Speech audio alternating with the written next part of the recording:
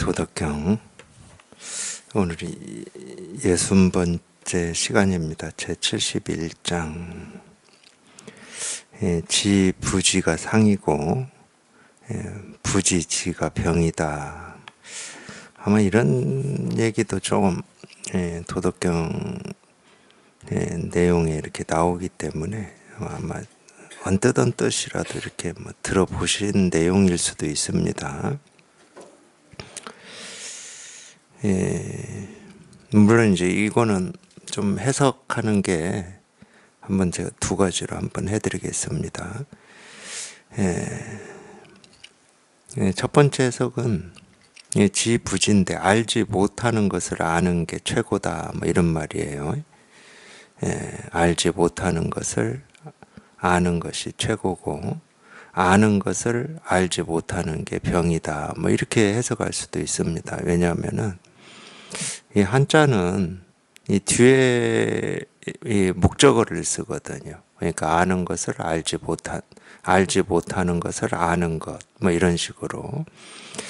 근데 또 이 주어로도 해석할 수 있습니다. 앞에부터 이 아는 것이 알지 못하는 것이 최고고 알지 못하는 것이 아는 것은 병이다, 이렇게 할 수도 있습니다. 이제 이 법에서는 전부 할 수 있어요. 각각 조금 다른 측면을 얘기하고 있는 건데 그래도 좀 일반적으로 한번 해보겠습니다. 알지 못하는 것을 아는 게 최고다. 이제 이 최고다라는 말은 도덕경에서는 도를 얘기하고 있습니다. 우리가 이제 불교에서도 최상승이다 해서 이 윗상자가 있거든요. 그럴 때는 이 깨달음을 얘기하고 있는 겁니다. 우리가 이제 부처님의 이 깨달음이라고 하는 이거를 무상정등각이다 이럴 때도 윗상자를 쓰거든요. 그러니까 더 이상이 없다는 거예요. 이제 최고의 경지다 이 말입니다. 근데 이 최고의 경지라고 하는 게 뭐냐? 알지 못하는 걸 안다는 거예요. 알지 못하는 걸 안다. 뭐 공자도 뭐 비슷한 얘기를 했어요. 그러니까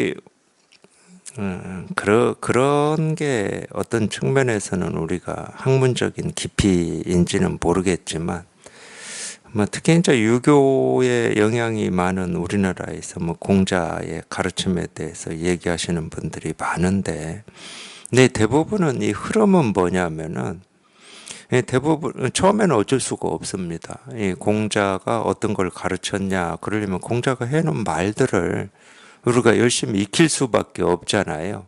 그러니까 처음에는 우리가 알지 못하는 이 공자의 이 말씀들을 이렇게 익힌단 말이에요. 그게 뭐 사서삼경이라든지 이런 건데, 그러다 보니까 어떤 거를 이렇게 모르는 걸 아는 것이 이 공자의 가르침인 것처럼 우리가 그렇게 버릇이 될 수 있습니다. 근데 이 공자가 실제로 해놓은 얘기는 뭐냐면, 이 알 수 없는 거, 우리가 모르는다는 것을 아는 게 최고의 학문이라고 그래요, 공자가. 그러니까 이 깨달아 보면은 좀 이 공자의 이 말이 무슨 말인지, 뭐 공자하고 똑같은 표현은 아닐지라도 조금 실감이 되고 공감이 되는 면이 있는데, 어떤 측면이냐면은 우리가 이 불교에서 얘기하는 이 분별되지 않는다고 그러잖아요. 우리가 이 깨달음이라고 하는 건 분별에서 벗어난다라는 얘기거든요. 지금까지 살아온 우리의 어떤 이 경험으로 보면은 우리가 살아온 이 세계는 분별 세계입니다. 그러니까 우리가 눈으로 모습을 보고 귀로 소리를 듣고 뭐 느끼고 뭐 생각하고 뭐 이러잖아요. 그러니까 얼만큼 이 세상을 또는 내 삶을 더 많이 아느냐, 여기에 어떤 삶의 자유라든지 행복이라든지 만족이 있다고 우리가 생각하고 사는 거잖아요. 근데 학문으로만 해도 그렇고 깨달음까지 안 가더라도 그렇게 살았을 겁니다. 아마 공자도 그랬을 거고, 역대 이렇게 학문을 깊이 하신 분들도, 이 철학을 하신 분들도 그랬을 거예요. 근데 이제 깊이 이 공부를 해보신 분들이 이 직면한 문제가 뭐냐면, 우리의 알므로 이 세상과 이 우주 삼라만상을 다 수용할 수 없다는 것을 자각하는 겁니다. 네, 그럴 수밖에 없잖아요. 아인슈타인도 뭐 그런 비슷한 얘기 했을 겁니다. 그래서 이제 아인슈타인 같은 경우는 신의 영역이다, 뭐 이런 얘기 했듯이. 근데 우리는 그런 착각을 하고 사는 거예요. 우리의 과학 기술의 발전이라든지 이 정보나 이 지식의 이 발전이 내가 살고 있는 이 물질 세계라든지 이 세상을 전부 이렇게 이해하고 알 수 있다, 뭐 이런 식으로 착각하고 삽니다. 근데 천만에예요. 이 우주 삼라만상까지는 놔두고 나라고 여기는 이 몸뚱아리 둘은 다 알 수가 없는 겁니다. 과학기술이 아무리 발전했다 하더라도 우리 몸에서 일어나는 현상들이라든지 병을 우리가 다 알 수 있는 거냐? 모르잖아요. 모릅니다. 그래서 학문만 깊이 해봐도 이 알의 세계와 이 모름의 세계가 그냥 막연하지만 있다는 걸 딱 자각을 하게 돼 있어요. 근데 깨달아 보면은 뭐 그거는 분명한 거죠. 왜냐하면은 알고자 하는 어떤 이 의욕이라든지 욕심이 있을 때는 모르는 게 불편할 텐데, 이 깨닫는다라고 하는 것은 이 암과 모름이라고 하는 이 두 경계가 사라져 버리는 거거든. 내가 모르는 게 있다고 해서 전혀 불편하지 않습니다. 내 미래 인생이 어떻게 될지 이거 모른다고 해서 하나도 안 불편해요. 내가 과거에 어디에서 태어나서 이 세상에 왔지 이거 모른다고 불편하지 않습니다. 그래서 이 알지 못하는 것을 안다. 이거는 이제 우리가 이 불교에서 얘기하는 대로 한다. 그럼 알지 못한다라고 하는 것은 분별되지 않는 겁니다.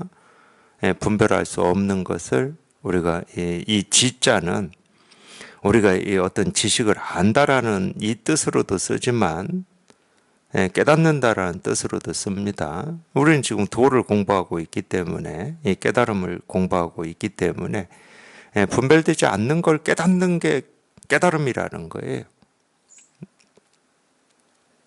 지부지상이라는 말은 그 말입니다. 알 수 없는 것을 깨닫는 것. 알 수 없는 걸 깨닫는다는 말은 알 수 없는 게 어떤 건지 안다는 말이 아닙니다. 그럼 그건 알 수 없는 게 아니잖아요. 그냥 깨닫는 거라니까. 깨닫는 거는 안다 모른다의 영역이 아니에요. 깨닫는다는 거는. 우리가 여기에 이렇게 통한다라고 하는 것은 안다 모른다의 영역이 아니야. 그러니까 깨달으면 다 알아지겠지. 천만에입니다. 깨닫는다고 어떻게 다 알아요? 내일 무슨 일이 일어날지 어떻게 압니까?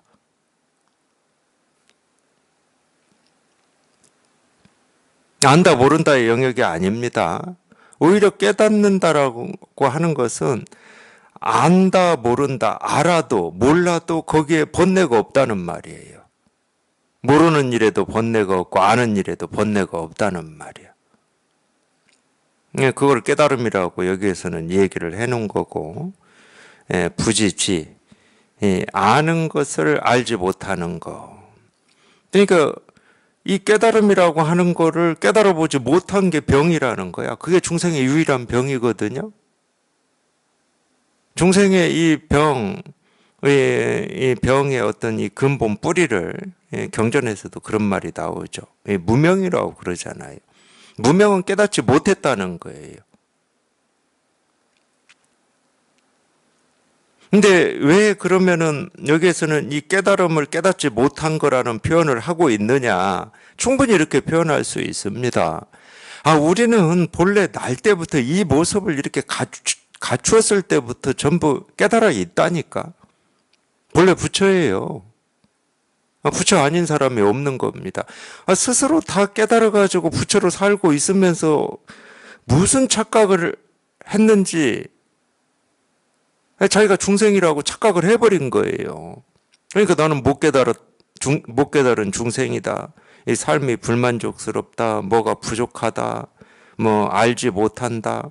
그러니까 알지 못해도 인생이 어떻게 흘러갈지 세상이 어떻게 흘러갈지 알지 못해도 아무 번뇌가 없는 존재로 태어났는데 하여튼 희한하게 뭔 착각을 하고 있어요. 알지 못하는 게 무슨 병인 것처럼.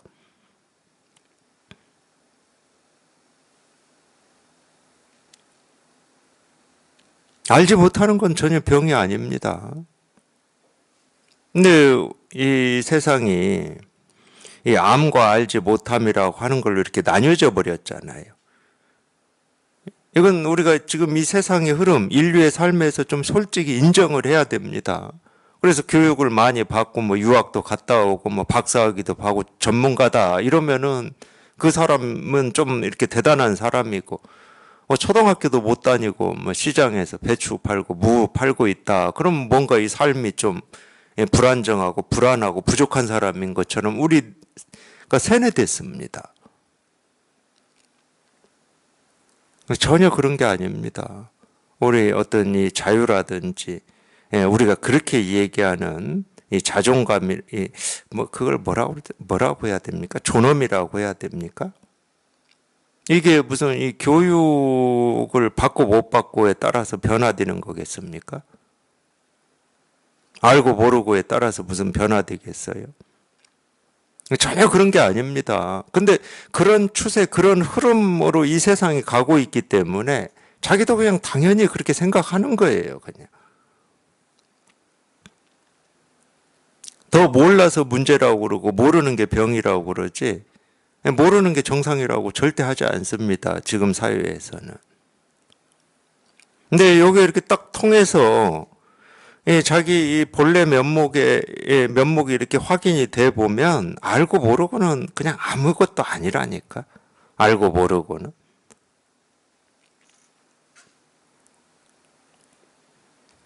근데 본래 전부 깨달아 있는데 착각이라고밖에 못하죠. 그 착각을 병이라고 그럽니다. 불교에서는 무명이라고도 하고. 하여튼 희한하게 이유도 알 수 없고 언제부터인지도 모르게 그런 병에 걸려가지고, 그 병은 이유를 알 수가 없어요. 우리가 왜 분별망상을 하고 착각을 하는지 그 이유를 알 수가 없습니다. 언제부터 그랬는지도 몰라요. 근데 중요한 건 뭐냐면 이유도 알 수 없고 언제부터 그랬는지는 모르지만 치료가 되는 병이에요. 착각이기 때문에. 치료만 하면 되잖아요. 이유 따질 거 없고 왜 따질 거 없잖아. 치료만 되면 되는 거야. 그게 번뇌에서 해탈이라는 말이거든. 열반. 그 치료되는 게 해탈입니다. 예를 들어서 우리가 몸이 아파. 약을 먹었어. 근데 아픔이 사라졌어. 그걸 건강이라고 그러잖아. 아픔이 사라지는 게 건강이거든. 건강이라고 하는 게 따로 있는 게 아니라 그 아픔이 사라지는 게 건강이에요. 병이 사라지는 게. 우리 마음의 건강도 마찬가지입니다. 이 마음의 병은 뭐냐? 이게 옳은 거냐, 그런 거냐, 해야 되냐, 하지 말아야 되냐. 그러면서 어떤 이 갈등, 그걸 이제 번뇌라고 그래요, 불교에서는. 그런 갈등이 있잖아. 내 미래 인생이 어떻게 흘러갈지 이걸 몰라서 드는 어떤 불안함, 긴장, 이런 게 전부 갈등이거든, 번뇌. 그 번뇌가 사라지는 게 해탈이고 열반이에요. 그걸 이제 우리가 치료라고 그러는 거고, 건강이라고 그러는 겁니다. 그래서 마음의 건강이 따로 있는 게 아니에요. 해탈, 열반, 깨달음, 도, 실상이라고 하는 게 따로 있는 게 아니고 그 번뇌가 사라지는 거야. 그럼 그 번뇌를 우리가 뭐라고 얘기하냐? 분별이라고 그러고 망상이라고 그러고 착각이라고 얘기를 하는 거예요. 그 번뇌를. 그래서 깨달으면 반드시 그 분별이 사라져야 된다. 분별이 한번 부러져야 된다. 생각이 한번 뚝 하고 부러져야 된다. 이런 얘기를 그래서 하는 겁니다. 생각이 뚝 부러지는 게 해탈이고 열반이니까. 그런 게 아니고 어떤 뭐 자기가 한 번도 경험해 보지 못한 어떤 뭐 그런 신기한 체험을 했다. 이게 깨달음인가? 그거 아니야. 그런 건 깨달음일 수가 없지. 금방 설명해 드렸잖아요. 번뇌가 사라지는 게 깨달음이라고. 번뇌 사라짐이라고 하는 다른 이름이 깨달음이고 해탈이고 열반이고 정멸이에요. 그게 무상정등각이야. 근데 보통은 우리가 이런 이 마음 공부에 또는 이 깨달음에 관심이 있다 하더라도 내 분별만 하고 산 입장에서 깨달음에 관심을 보이기 때문에 도라고 하는 거, 깨달음이라고 하는 거, 실상이라고 하는 어떤 게 따로 있다고 자기도 모르게 딱 생각을 해버립니다. 그래서 묻는 게 깨달음이 뭡니까? 이렇게 묻는 거예요. 도가 뭡니까? 이렇게 묻는 거야. 도라고 하는 게 따로 있다고 자기 스스로 착각을 해버리기 때문에. 그래서 깨달음이라고 하는 것은 번뇌가 사라지는 게 깨달음입니다. 그러면 좀 시시하게 들려요. 이 깨달음이라고 하는 거는 무슨 예를 들어서 좀 그럴듯한 말들이 있잖아. 신령스럽고, 텅 비고, 깨끗하고, 불생불멸이고, 이런 말들로 얘기를 해주면 좀 뭔가 있어 보이고, 그냥 분별이 사라지는 게 깨달음입니다. 이러면 뭐가 없어 보이잖아.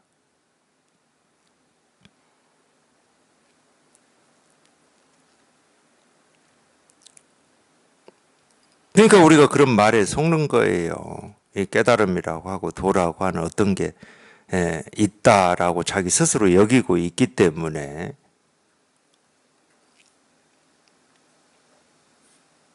근데 그게 따로 있다고 여기고 아무리 자기가 이 깨달음을 향해서 공부를 한다 하더라도 그 깨달음은 이룰 수가 없는 거지. 말 그대로 자기 머릿속에서 그린 깨달음이지. 진짜가 아니기 때문에.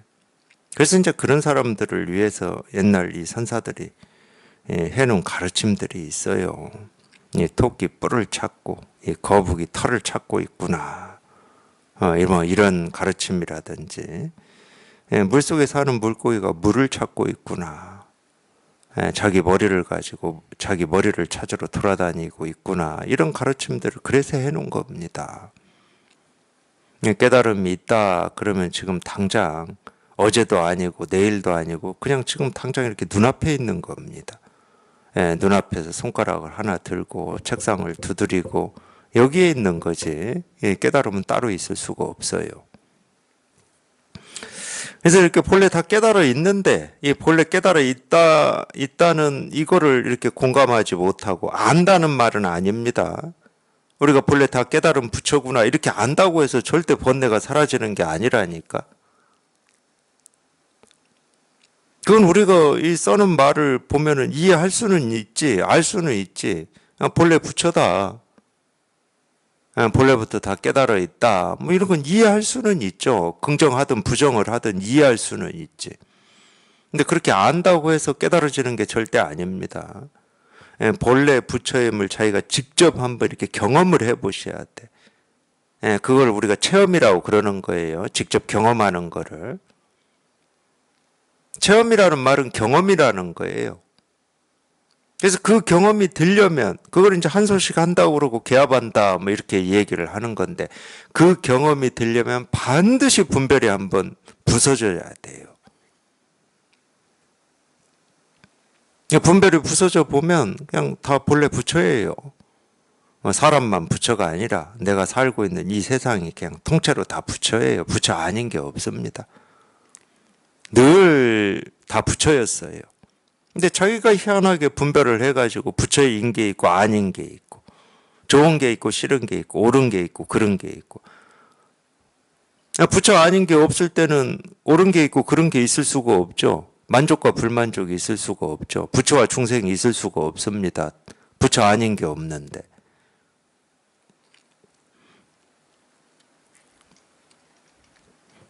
깨달아 있음을 깨닫지 못하는 게 병이다. 부요병병 시불병이다. 이 문장도 제가 도덕경을 해석해 드리는 그런 입장은 아니니까 그래도 보면은 부요병병이라고 써놨어요. 이 부는 무릇 그런 뜻이고 유는 그 오로지 이 말입니다. 오로지 이 병병. 그러니까 이제 이렇게 써놓으면은 이 한자를 공부한 수준에 따라서 해석하는 게 좀 차이가 있을 수가 있습니다. 그냥 제가 볼 때는 무슨 얘기냐면 그냥 이 선의 입장으로 보면 무슨 얘기냐면 그냥 병을 병으로만 알면 병이 아니다 이 말이에요. 시 불병이다 이 말이거든. 어려운 말일 겁니다, 이게. 아니, 예를 들어서 그냥 자기 몸에 어떤 병이 있어. 그래서 통증이 있고 고통이 있어. 그래서 이게 통증이 있고 고통이 있구나. 이렇게 알면 병이 아니다. 이 말은 아닙니다. 그런다고 뭐 통증이 사라지고 고통이 사라지는 건 아니니까. 그런 말은 아니에요. 이 병을 병으로만 알면 또는 병을 병으로만 보면 뭐 그 말이 아닙니다. 그런 말은 아니고 이제 이 마음 공부를 해서 이렇게 통해 보면 이게 어떤 뜻이 있냐면은 우리가 이 어떤 이 몸의 통증, 마음의 어떤 이 불편함이 있을 때 우리가 있을 수 있죠. 예를 들어서 우리는 추위와 더위를 이 불편한 느낌으로 느낍니다. 그러잖아요. 그 다음에 어떤 외부에서 어떤 날카로운 게 피부에 자극이 왔을 때도 뭐 아픔이나 고통으로 느껴요. 그런 거를. 우리가 그렇게 이름을 붙여놨지만 어쨌든 그게 이 몸뚱아리를 가지고 살아가는 입장에서 좋은 건 아니잖아요. 즐거운 경험은 아니야, 그게. 뭐 아픔을 느끼고 통증을 느끼는데 모르겠어요. 제가 자세히는 모르지만은 그런 어떤 고통이나 통증을 즐거움으로 이렇게 느끼는 병도 있다고 하니까 뭐 그런 것까지는 제가 잘 모르겠지만 그런 좀 예외적인 이런 상황을 얘기하는 건 아니고 우리가 일반적이고 보통 상식적인 수준에서 얘기를 하는 겁니다. 그럴 때 이제 이거는 제가 비유이기도 하고 우리 삶을 좀 가지고 얘기를 해보는 건데 어느 날 예를 들어 소화가 잘 안 되고 위에 통증이 느껴져.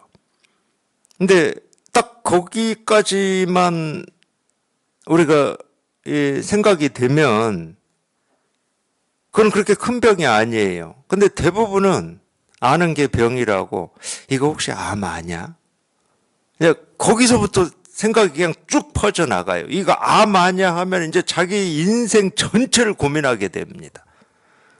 아직 병원 가서 암 진단도 안 받았는데 이미 인생 전체를 고민을 해버려요. 이게 진짜 암이다 그러면 내가 어떻게 해야 되나 뭐 다 그려버려요. 아마 그게 더 힘들 겁니다. 위가 좀 소화가 안 되고 아픈 거보다 그 위가 좀 소화가 안 되고 아픈 그걸 계기로 해가지고 자기 머릿속에서 그리고 있는 그 그림이 훨씬 더 아플 겁니다.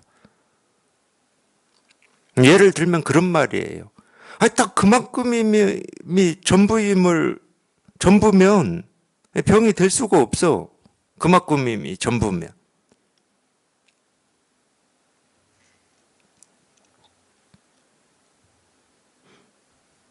근데 사람은 의식이라고 하는 게 있어가지고 항상 어떤 경험을 하게 되면 뭐 하나의 모습을 보고 하나의 소리를 듣고 특히 이제 나라고 여기는 이 몸뚱아리의 변화에 대해서 우리는 가장 민감하고 예민하거든요. 사실 우리 감정 느낌이라고 하는 것도 다 몸뚱아리에서 이루어지는 거니까 꼭 어떤 이 뼈라든지 살이라든지 위라든지 이런 물질화되어 있는 것에 어떤 고통, 아픔뿐만이 아니고 이 감정, 느낌, 생각의 그런 어떤 고통, 아픔 여기에 우리가 제일 예민한 겁니다. 근데 예민하면 어떻게 돼요? 그림을 그려요. 그 어떤 일을 경험하게 됐을 때, 특히 불편한 것을 경험하게 됐을 때 우리는 그림을 그립니다. 하늘과 땅에 그냥 가득 그려버려요. 그 얘기하고 있는 겁니다. 그러니까 이 깨달아서 살아보면은 이제 그 차이를 느껴요. 그런 일이 닥쳤을 때, 몸에 어떤 그런 고통이나 아픔이나 이 변화를 닥쳤을 때도 딱 그만큼이야. 딱 그만큼이에요. 거기서 더 나아가질 않는데 뭐. 그 얘기입니다. 이거는 병을 병으로 그냥 병으로만 경험하면 그냥 병을 병으로만 경험하면 되지. 왜 거기다 그냥 온갖 생각을 그냥 다 그려가지고 번뇌를 스스로 일으키고 갈등을 일으키고 있는지, 그게 이제 중생의 병입니다. 병을 병으로만 경험하면 이 병이 아니다. 병이 아니죠. 그거는 병일 수가 없는 거지. 어떤 면에서는 우리가 이 몸의 아픔이나 이게 없기를 바라는 게 참 희한한 병이에요. 이 몸뚱아리가 어떻게 한 번도 안 아플 수가 있겠습니까? 그냥 내 의지 뜻하고 상관없이 저절로 늙고 병들고 사라지는 게 몸뚱아리인데, 다 아시면서도 자기한테 딱 닥쳐버리면 그냥 우리 의식이 어마어마하게 그림을 그려버려요. 그러니까 알을 가지고는 안 됩니다. 아니, 어떤 사람도 안 죽은 사람이 있습니까? 병 안 든 사람이 있어요. 그리고 지금까지 자기 삶에서 살아오면서 뭐 50년이든 60년이든 40년이든 30년이든 몸에 아픔이나 병이 없어 본 적이 있습니까? 한 번도 안 아파 본 적 있는 사람이 있어요?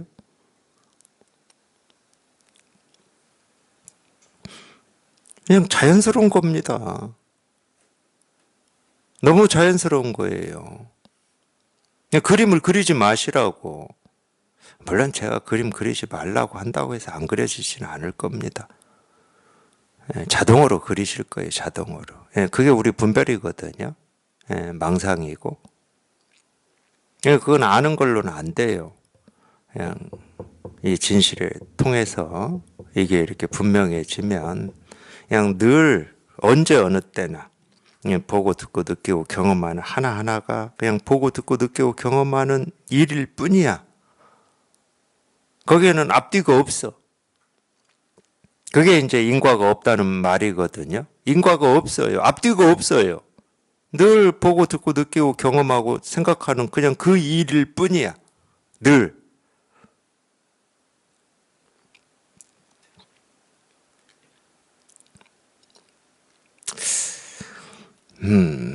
이게 맞는지 아닌지는 잘 모르겠습니다. 그것까지는 모르겠는데, 제가 며칠 전에 제 형제가 좀 많습니다. 형제들이 뜻을 모아가지고 이제 어머님이 더 못 움직이시기 전에 제주도를 한번 다녀오자고 그러더라고요. 그래서 어머님 모시고 2박 3일 제주도를 다니면서 느낀 게 하나 있어요. 제가 느낀 게. 그냥 구체적으로 얘기를 해드리면 2박 3일 동안 저희 어머님이 저한테만 여기가 어디냐고 물어본 게 한 100번은 됩니다. 2박 3일 동안 여기가 어디냐. 제주도입니다. 조금 있다가 여기가 어디냐. 제주도입니다. 그걸 한 100번은 물으시더라고. 근데 제가 이렇게 제 어머님을 보면서 뭘 느꼈냐면, 우리가 이 육신이 늙어간다라고 하는 것은 의식도 늙어가는 거구나. 그럴 수밖에 없죠. 뭐 새로운 사실을 얘기하는 거 아닙니다. 아니, 육신의 힘이 빠지니까 당연히 생각의 힘도 빠지지. 그래서 그걸 보면서 이 생각의 힘이 빠지면 그냥 눈앞에 일밖에 없구나. 여기가 제주도냐 아니냐 그 이름은 아무 상관이 없어. 저희 어머님한테는. 여기가 제주도냐 뭐 백두산이냐 한라산이냐 아무 상관이 없고 그냥 눈앞에 일. 그리고 또 하나는 느낀 것 중에 하나가, 평소에 이제 이 의식의 힘은 굉장히 빠졌지만 그래도 마지막까지 이 생각으로 가지고 있는, 그걸 우리가 집착이라고 할 수 있는 건데, 그것도 우리 의식의 힘이 많을 때 앞뒤를 생각하는 것도 다 집착입니다. 이게 다른 집착은 빠졌어요. 이제 더 힘쓸 수가 없어. 힘을 쓰고 싶어도 힘이 안 들어가니까 빠지는 것 같아요. 근데 이제 제가 느낀 거예요. 여기가 제주도다라고 하는 것을 100번은 가르쳐 드려도 기억을 못 하시는데, 지금 이제 제 형제가 6남매인데 어디를 갔잖아요. 어디를 제주도 차를 타고 갑니다. 뭐 걸어 다니시기는 좀 힘드니까 차 가지고 계속 여기 들렸다 저기 들렸다 이러는데, 딱 한 명이 화장실 간다고 안 보이잖아요. 그럼 저희보다 더 빨리 알아요. 야, 누구 어디 갔냐 이러세요. 그러니까 이 평소에 이 자식에 대한 집착이 얼마나 많으셨겠습니까? 이 엄마가. 그러니까 그거는 우리보다 더 빨라, 이게. 그래서 결국 남는 거는 평소에 자기가 끈질기게 집착했던, 정말로 이 뿌리가 그냥 땅에 깊이 박혔던 그 집착했던 그거하고, 그냥 지금 눈앞에 그냥 눈앞에 딱 보이고 들리는 것도 좀 뭐 그렇죠. 예, 뭐 어쨌든 다 감각이 다 떨어지셨으니까. 예, 그거밖에 없는 거구나. 그래서 하나, 예, 제가, 예, 이런 얘기가 도움이 될지, 도움은 하나도 안 될 것 같은데. 예, 사시면서, 예, 죽음에 대한 이 불안, 두려움, 이런 거 갖지 마십시오. 의식의 힘이 떨어지면은요, 죽음에 대한 불안, 두려움, 이거 가질 수가 없어요. 그런 힘이 없어. 예, 제가 느낀 거예요. 예, 그거보다 제일 좋은 거는 그냥 깨달으면 돼요. 깨달아서 여기 익숙해지면 죽음에 대한 이 불안이나 두려움이라고 하는 건 다 인과관계로 이루어진 거거든.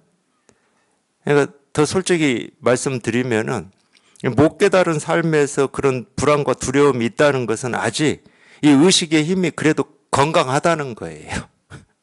힘이 있다는 얘기야. 그러니까 그런 두려움, 불안이라는 생각, 느낌, 감정을 가질 수가 있는 거야. 더 나이 들면 그런 거 없겠더라고요. 제 어머님을 제가 딱 봤더니 이번에 2박 3일 돌아다니면서. 그래서 자기가 겪고 싶지 않은 어떤 느낌이나 감정 때문에 이렇게 괴로워하고 힘들어한다. 그건 그만큼 아직 건강하다는 얘기입니다. 제가 딱 느낀 거예요, 그거를. 물론 이제 꼭 제 어머님을 제가 얘기하지 않아도 깨달아 보면 그런 게 보여요. 뭐 자기는 스스로 막 괴롭다고 그러고 힘들다고 그러는데 그만큼 건강하기 때문에 그런 거예요.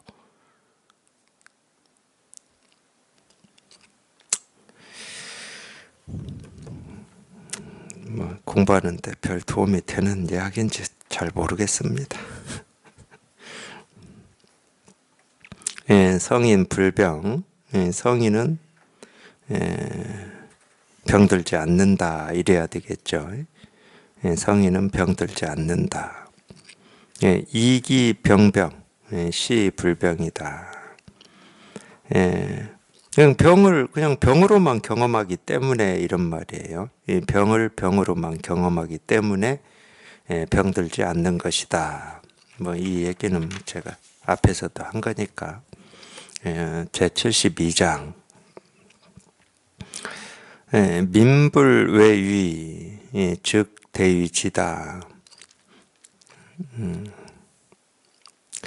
이런 거를 참 어떤 이 도덕경을 많이 공부하시고 한자를 뭐 많이 공부하신 분들이 보는 눈하고 선을 공부하는 사람이 보는 눈하고 이런 부분이 180도로 다릅니다.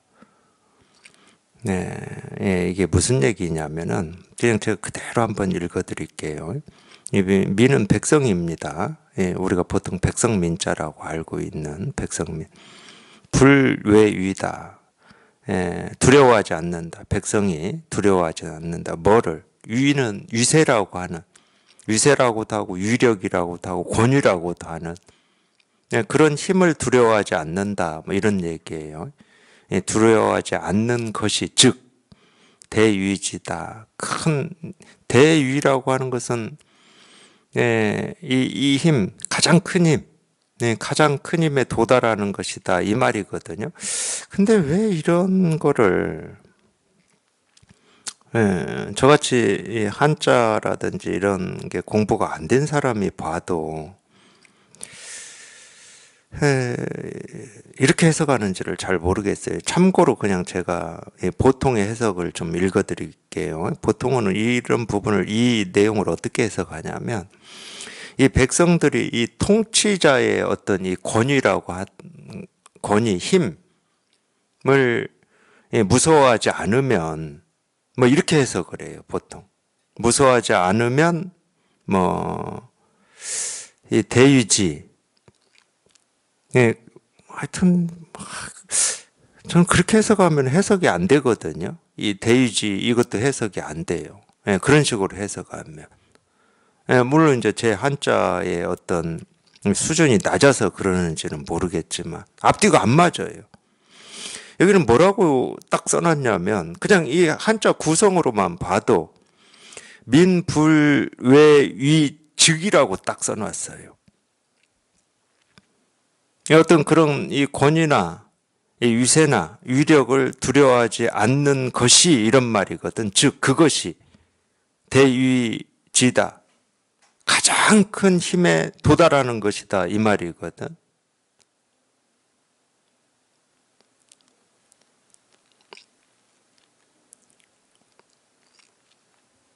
그러니까 이거는 한자 그대로 해석을 해도 그분들이 이해가 안 되니까 그럴 수가 있어요. 이해할 수 없는 말이거든. 제 눈으로 볼 때는 이게 분별되는 말이 아닙니다. 힘을 두려워하지 않는 것이 어떻게 가장 큰 힘에 도달하는 것이지? 뭐 이런 거. 그러면 다시 우리가 도덕경으로 돌아가야 되는 거예요. 도덕경은 다 도를 얘기하고 있는 거거든. 이 모습 없는 도, 이 분별되지 않는 이 도를 얘기하고 있는 거거든요. 그래서 가장 큰 힘, 가장 큰 권위, 가장 큰 위력이라고 하는 것은 이 법밖에 없거든. 이거는 우리가 이 분별되는 어떤 힘보다도 뭐 어떤 이 권력이라든지 부의 힘, 명예의 힘, 뭐 돈의 힘, 이 어떤 힘보다도 이 세상의 어떤 힘보다도 더 큰 힘이 이 법의 힘이거든요. 우리가 보통 이제 이거를 경전에서는 부처님의 유신력이라고 그러고, 부처님의 가피라고 하는 이거를 얘기하는 거거든. 그게 이 마음을 얘기하는 겁니다. 우리의 본래 마음.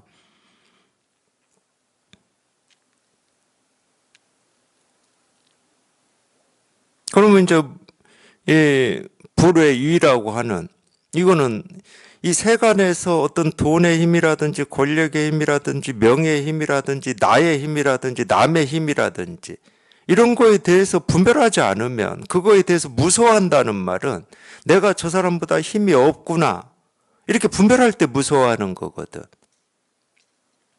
그래서 그렇게 분별하지 않는 것이 그냥 이 진실에 통하는 거다. 이렇게밖에 해석이 안 되는 문장이거든요. 분별을 벗어난 게 이 일이다. 이렇게밖에 해석이 안 되는 겁니다. 그러니까 다른 말로 하면 이 마음이 꼭 부처다 이거하고 똑같아요. 그래서 힘을 어떤 그런 위력, 위세를 두려워하지 않는 것이 분별되지 않는 이 진실에 도달하는 것이다. 뭐 이렇게밖에 모르겠어요. 뭐 다른 방식으로도 뭐 이걸 이해할 수 있는 게 있는지는 모르겠지만 어쨌든 그래서 이제 어떤 이 위라고 하는 걸 어떤 통치자의 권위라든지 통치자의 힘으로 보통은 얘기를 해버리기 때문에 이 백성들이 통치자의 권위를 두려워하자. 이건 이럴 때는 그 나라가 유지가 안 되는 겁니다. 만약 이런 상황이다 그러면 세간이 이게 전부 그런 식으로 해석을 합니다. 근데 이 첫 번째 문장을 그렇게 해석하기 때문에 뒤에도 똑같이 해석을 해요. 무압기 소거, 무염기 소생이다. 이 무압은 우리가 이 압은 압력을 가한다는 거잖아요. 영어로 푸시한다는 말인데. 그러니까 이 압력을 가하지 마라 이 말이에요. 무압은. 기소거, 뭐에 압력을 가하지 마라. 이 거자는 우리가 이 거처할 때 거자거든. 그리고 이 뒤에 무염기 소생이라고 하는 것은 이 염은 싫어하다는 뜻이에요. 싫어하지 마라 이 말이에요. 그러니까 뭐를 기소생 이 생은 우리가 생활할 때 이 생자입니다. 그러니까 이 거나 이 생이라고 하는 것은 우리 삶을 얘기하는 거예요. 그러니까 지금 당장 이 자기의 삶을 이거는 내 삶이 잘못된 거야, 내 느낌이 잘못된 거야, 내 생각이 잘못된 거야, 부족한 거야, 뭔가 남들보다 모자라 이렇게 스스로 자꾸 푸시하지 말라는 거예요. 그래서 나는 이런 게 싫어하고 싫어하지 말라는 거야. 무압기소거 무염기소생이 그런 말입니다. 도에서 가르칠 건 그거밖에 없거든. 병은 그 병밖에 없거든. 본래 부처고 부처로 살고 있는데 희한하게 자기 스스로의 삶이 만족스럽지가 않은 거예요. 생각도 좀 바른 생각도 있어서 만족스러울 때도 있지만 뭔가 이렇게 부족한 것 같아. 다른 사람보다 부족한 것 같고. 예를 들면 구체적으로 얘기하면 학교에서 우리가 어떤 기준을 가지고 매기듯이 이해력이 나는 다른 사람보다 떨어지는 것 같아. 지능이 떨어지는 것 같아. 독해가 잘 안 되는 것 같아. 수학이 잘 안 돼. 이렇게 자기한테 자기 스스로를 판단하지 말라는 거예요. 그렇게 판단하는 것 자체가 막 압력을 가하는 겁니다. 그게 자기를 싫어한다는 말이에요. 여기 무염 나왔잖아요. 그렇게 하는 것 자체가 자기를 싫어하는 거야. 근데 이제 그런 것도 있죠. 우리 삶의 모습을 보면은. 근데 자기가 자기를 싫어하면은 그 원인이 나 때문에 일어난 싫어함이다. 그럼 좀 불편하니까 내가 이런 감정, 느낌, 이런 내가 마음에 들지 않는 이 생각, 미움이라든지 화라든지 이런 것을 일으키게 하는 밖에 어떤 사람이라든지 밖에 어떤 일에 우리는 돌리고 싶은 거예요. 자기가 자기를 미워하면 너무 힘들잖아. 그래서 밖에다 누명을 자꾸 씌웁니다. 아무리 밖에다 누명을 씌우든 자기 스스로의 문제라고 여기든 그건 다 자기한테 칼질을 하는 겁니다.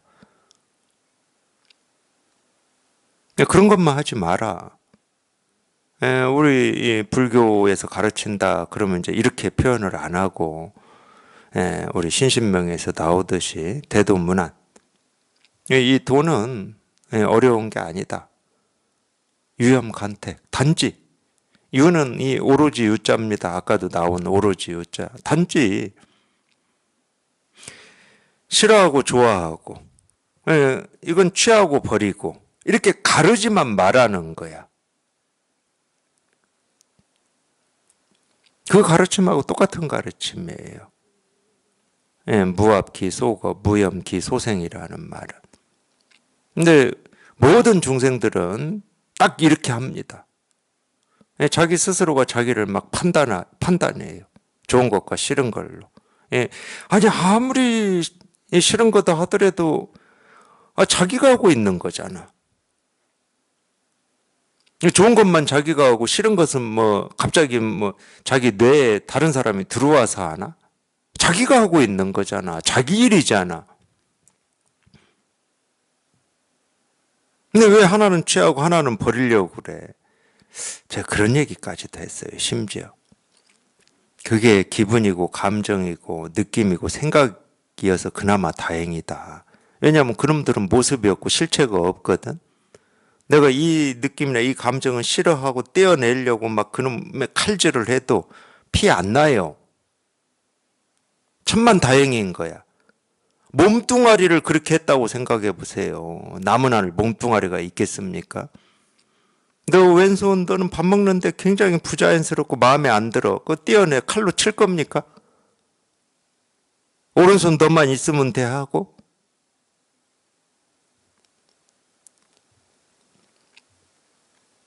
그게 기분이고 감정이고 느낌이고 생각이기가 천만 다행이지.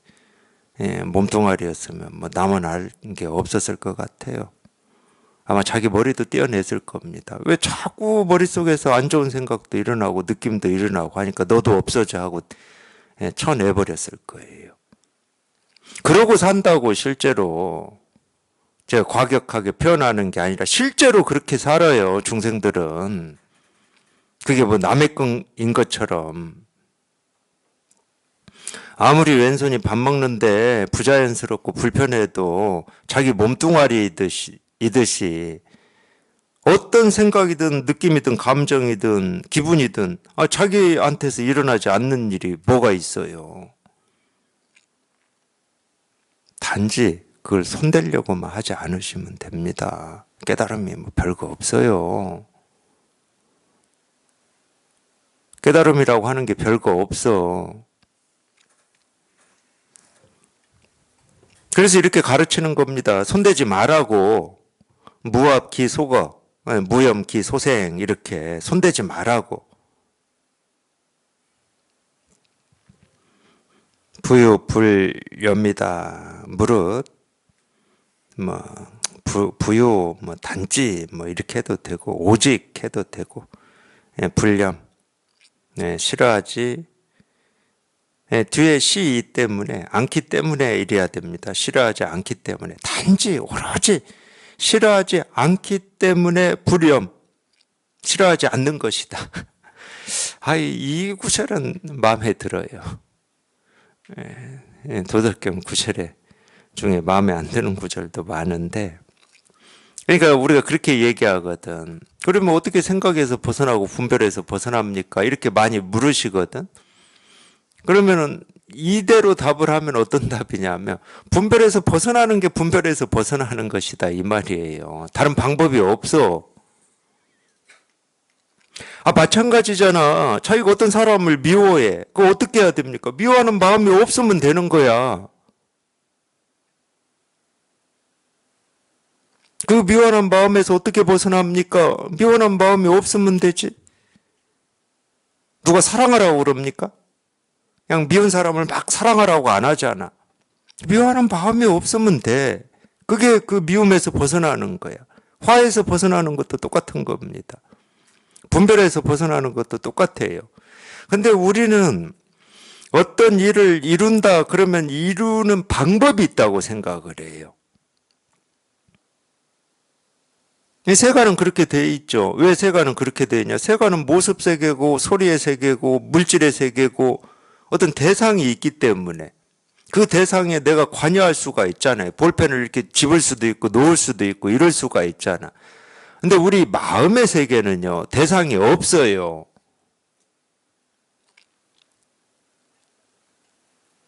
그냥 이런 가르침을 듣다가 자기도 모르게 그 분별이 한번 그냥 뚝 부러져 버리면 돼. 그 분별이 뚝 부러진 게 깨달음이라니까. 그래서 싫어하지 않기 때문에 싫어하지 않는 것이다. 이렇게 딱 표현을 해 놓잖아요. 제가 마음에 드는 표현이라니까, 이런 게.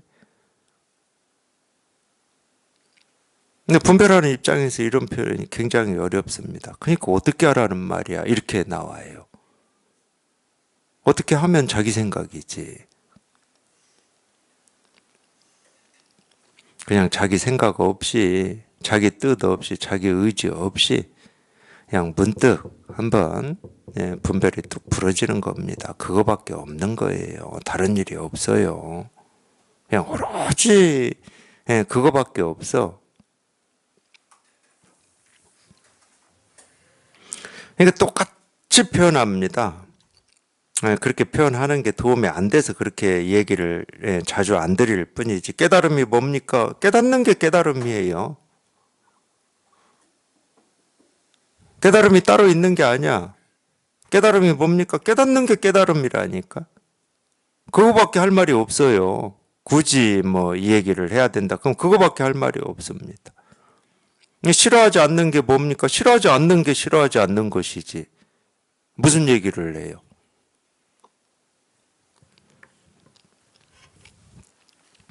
시 성인 자지 부자 현이다. 자의 부자 귀다. 여기까지 연결이 되어 있습니다. 그러므로 성인은 이 성인이라고 하는 거를 깨달은 사람이라 이렇게 해도 되고 보통 이제 이 법에서는 깨달음이다 해도 됩니다. 도다 이렇게 해도 됩니다. 뭐 깨달은 사람, 뭐 성인, 이 사람이 깨달은 사람이라고 한다고 해서 뭐 큰 차이가 있는 건 아니에요. 그러므로 성인은 스스로 뭐 또는 저절로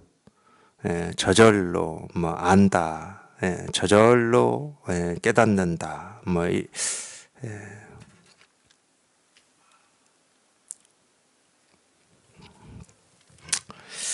이거는 좀 그렇게 해야 되겠네요.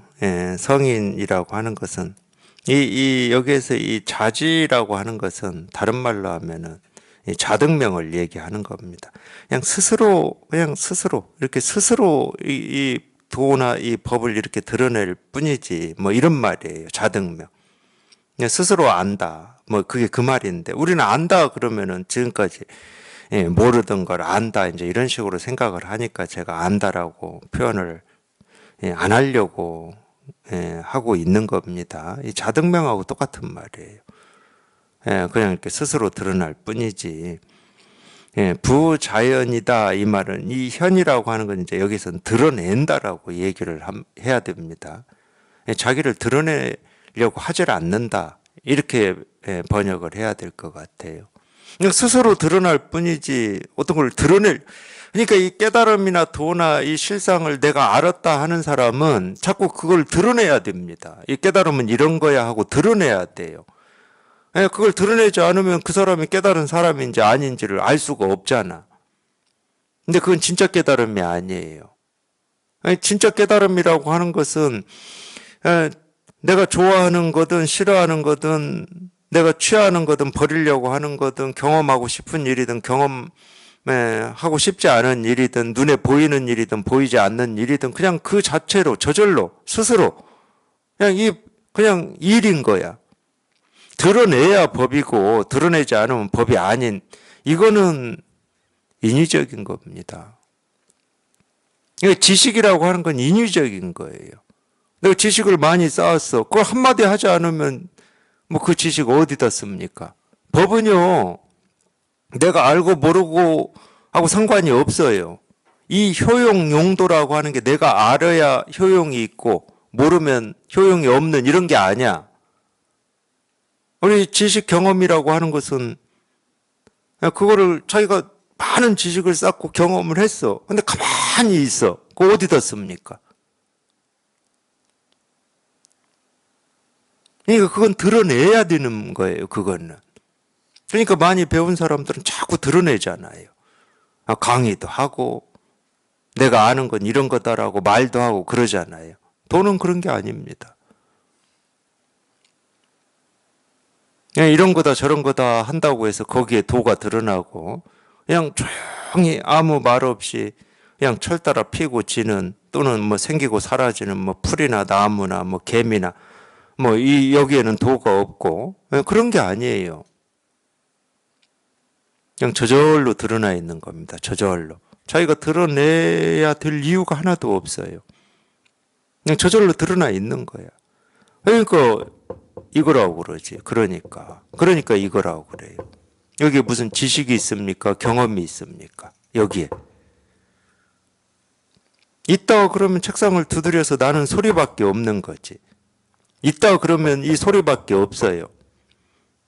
근데 이 소리에 그냥 저절로 다 드러나 있으니까 내가 찾고 구하고 얻고자 하는 이 불법이 이 깨달음이 이 실상이 도가 그냥 저절로 드러나 있어요. 저절로. 그러니까 드러내고자 할 필요가 없는 겁니다. 드러내고자 하는 건 전부 가짜예요. 생기고 사라지는 거.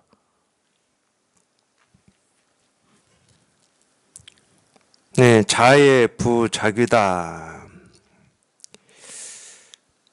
네, 똑같은 문장 구조예요. 이 자의 보통 불교에서는 자비라고 그러죠. 이 자자는 스스로 자자예요. 저절로 자자입니다. 예자는 사랑 예자고. 그러니까 우리가 불교에서 자비할 때 이 자자하고는 다르지만 이 자애라고 하는 게 자비입니다. 자비. 네, 불교에서 얘기하는 이 자비도 이 모습이 없는 자고 모습이 없는 비거든. 이 자애라고 하는 것도 마찬가지예요. 이 자애는 똑같은 표현인데 참 저는 이 예나 이 불교에서 자비할 때 이 자애로움이라고 하는 이 자자를 저는 우리말로 해석을 못 하겠어요. 그렇다고 이거를 사랑이라고 해석을 하자니 좀 사랑이라고 하기에는 지금 이 문장 여기 이 도덕경에서 얘기하고자 하는 이 도를 표현해내는 데는 좀 한계가 있어요. 그러니까 성경에서도 이 사랑이라는 표현을 할 때 이 조건 없는 사랑. 예, 무조건적인 사랑을 얘기하잖아요. 예, 무조건적인 사랑이라고 하는 건 모습이 없는 겁니다. 예, 드러나지 않는다는 말은 아니지만 모습이 없어요. 어떤 게 무조건적인 사랑이냐? 어떤 것이다 그러면 조건이 있는 거지. 그러니까 무조건적인 사랑이라는 말은 이 조건이 없다는 말이에요. 조건이 없는 것은 모습이 없는 거지. 근데 드러나죠. 드러날 수는 있죠. 그래서 이런 이 자나, 불교에서 쓰는 이 자나, 예, 지금 여기에서 이 예라고 하는 것을 제가 비유적으로밖에 표현을 못할 것 같아요. 이 비유적으로 표현하면 무슨 얘기냐면 물과 물결이라는 표현입니다. 우리가 이 물을 본다는 말은 이 물의 모습을 봐요. 이 물결을 본다는 얘기거든. 사실은 우리가 물결을 보죠. 근데 이 물결은 물을 드러내고 있습니다. 어떤 물결도 물을 드러내지 않은 물결은 없어요. 물을 떠난 물결은 없어요. 이런 거를 불교에서 자라고 그러고 여기에서는 애라고 그러는 겁니다. 그냥 100%잖아. 그냥 100%예요. 모든 물결은 물을 드러내고 있다니까. 이 얘기를 좀 우리가 살고 있는 이 현실로 끌어와서 해보자. 그러면 우리가 보고 듣고 느끼고 경험하는 모습, 소리, 색깔 그 어떤 것도 전부 부처를 드러내고 있습니다. 깨달음을 드러내고 있고 이 진실을 드러내고 있어요. 그러니까 애지. 그러니까 자고. 자 아닌 게 없고 애 아닌 게 없는 거지. 그 앞에 하나 더 붙였어요. 여기에서는 저절로 스스로 예라고 하고 스스로 자라고 하는 거예요. 근데 우리가 분별하는 입장에서 볼 때는 모습, 소리, 색깔, 느낌, 감정이 내가 좋아하는 게 있고 싫어하는 게 있어요.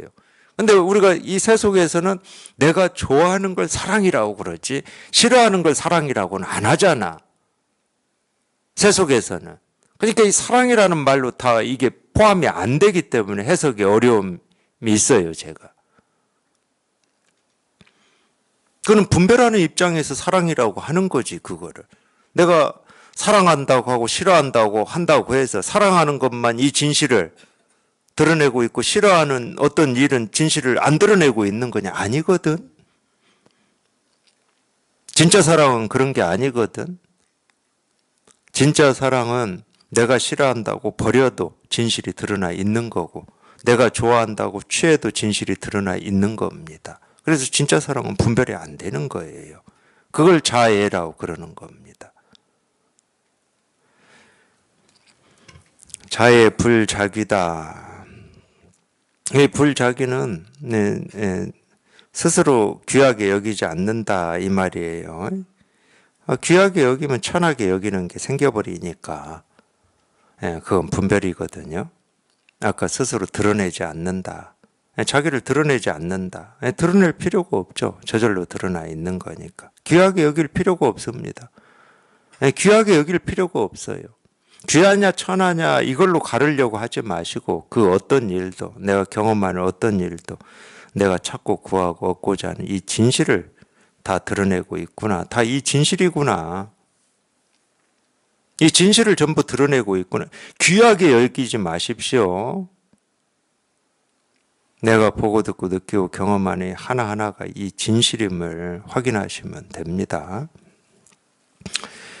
고, 거피, 치, 차다. 그러므로 저것을 버리고 이것을 취한다. 이거는 뭐 반야신경에 나오는 피안과 차안을 얘기하는 거하고 똑같습니다. 피안과 차안. 이것은 뭡니까? 이것이라고 하는 것은 우리가 이것입니다 할 때 이것이라고 표현할 때하고는 좀 어감이 다른데 보통 이 분별하는 중생들한테는 이것, 지금 이 가까이 있는 것이 뭐냐면 분별망상이거든. 가까이 있는 거. 저 멀리 있는 거는 이 분별망상에서 벗어난 해탈이고 열반이고 깨달음이겠죠. 지금 당장 가까이 있는 건 분별망상밖에 없어. 깨달음 해탈은 저 멀리 있다고 생각을 하지. 근데 그런 측면에서 이것을 버리고 저것을 취한다 이렇게 표현을 해놓은 것 같아요.